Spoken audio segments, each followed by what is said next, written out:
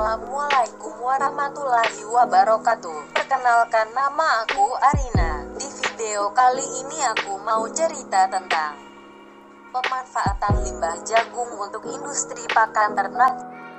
Jagung merupakan salah satu komoditas serealia yang mempunyai peran yang strategis dan berpeluang untuk dikembangkan karena perannya sebagai sumber utama karbohidrat dan protein setelah beras.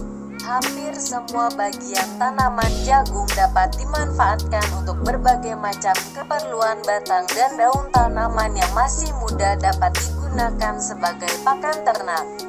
Tanaman yang telah dipanen dapat digunakan untuk pembuatan pakan atau pupuk organik. Limbah tanaman jagung sangat berpotensi untuk dimanfaatkan sebagai pakan, tetapi hanya untuk ternak ruminansia karena tingginya kandungan serat.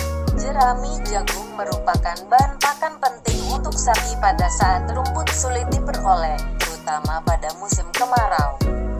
Jerami jagung yang diawetkan dengan pengeringan matahari menghasilkan berbagai macam produk sampingan yang dapat dimanfaatkan sebagai pakan ternak. Jenis limbah jagung potensial untuk pakan ternak.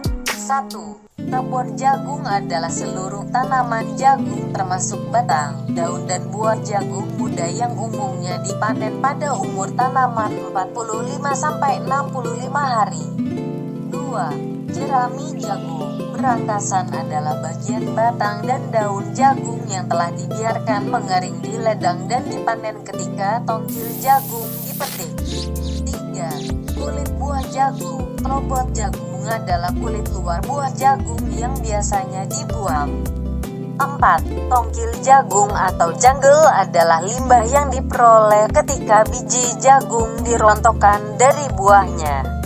Pengolahan limbah jagung.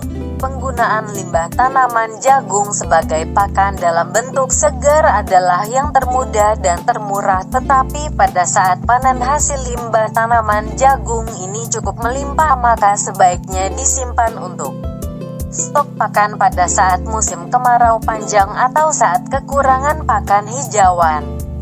Limbah jagung sebagai pakan ternak. 1. Pembuatan hay. Di Indonesia, hay dengan mudah dibuat dengan membiarkan sisa panen jagung di bawah terik matahari sehingga diperoleh jerami jagung yang kering. Di luar negeri yang jumlah limbahnya setelah panen sangat melimpah dan waktu panen sudah mendekati musim dingin, maka pembuatan hay harus menggunakan mesin pengering. 2. Pembuatan silase. Silase adalah seluruh tanaman termasuk buah mudanya atau buah yang hampir matang atau limbah yang berupa tanaman jagung setelah buah dipanen dan kulit jagung. 3. Fermentasi. Proses fermentasi juga telah dilakukan terhadap limbah tanaman jagung. Fermentasi jagung dapat menggunakan jamur Pleurotus flebellatus. Jamur Pleurotus merupakan jamur pembusuk putih, white rot fungi. Jamur ini dapat mengeluarkan enzim-enzim pemecah selulosa dan lignin sehingga kecernaan bahan kering jerami jagung akan meningkat. Komposisi limbah tanaman jagung. Nilai palatabilitas yang diukur secara kualitatif menunjukkan bahwa daun dan kulit jagung lebih disukai oleh ternak dibandingkan dengan batang ataupun tongkil. Nilai proporsi limbah yang hampir sama yaitu limbah dari beberapa varietas jagung yang dikembangkan oleh Balai Penelitian Jagung dan Serealia, Maros. Proporsi batang bervariasi antara 55,38 sampai dengan 62,29%. Proporsi daun antara 22,57 sampai dengan 27,38% dan proporsi globot antara 11,88 sampai dengan 16,41%. Nilai nutrisi limbah tanaman jagung.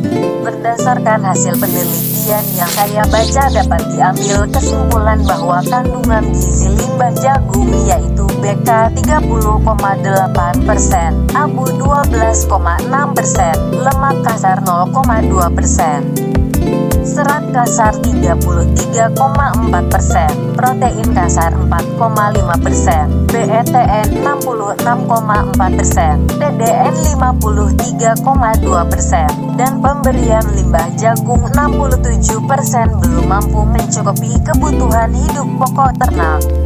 Pengaruh pemberian limbah jagung terhadap performans ternak dapat dilihat pada tabel berikut. Sekian video kali ini, terima kasih yang sudah menyaksikan.